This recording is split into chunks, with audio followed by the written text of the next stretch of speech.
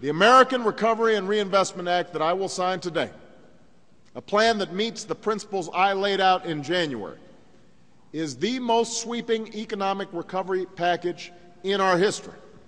It's the product of broad consultation and the recipient of broad support from business leaders, unions, public interest groups, from the Chamber of Commerce and the National Association of Manufacturers, as well as the AFL-CIO, from Democrats and Republicans, mayors, as well as governors.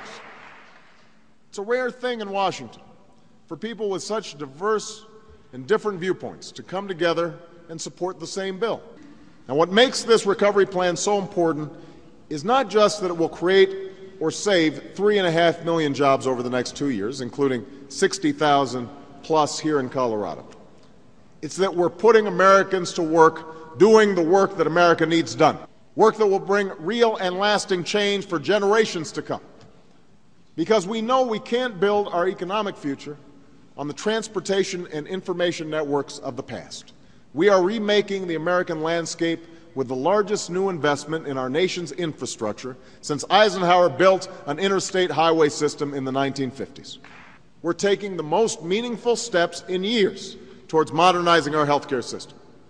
It's an investment that will take the long overdue step of computerizing America's medical records to reduce the duplication and waste that costs billions of healthcare dollars and medical errors that cost thousands of lives each year. Further, thanks to the actions we've taken, 7 million Americans who lost their health care along the way will continue to get the coverage they need, and roughly 20 million more Americans can breathe a little easier knowing that their health care won't be cut due to a state budget shortfall.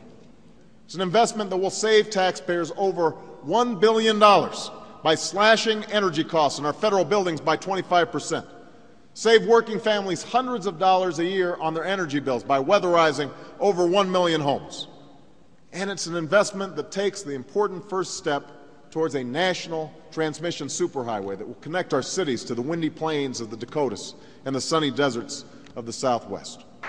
As important as the step we take today is, this legislation represents only the first part of the broad strategy we need to address our economic crisis. In the coming days and weeks, I'll be launching other aspects of the plan. We will need to stabilize, repair, and reform our banking system and get credit flowing again to families and businesses. We will need to end the culture where we ignore problems until they become full-blown crises, instead of recognizing that the only way to build a thriving economy is to set and enforce firm rules of the road.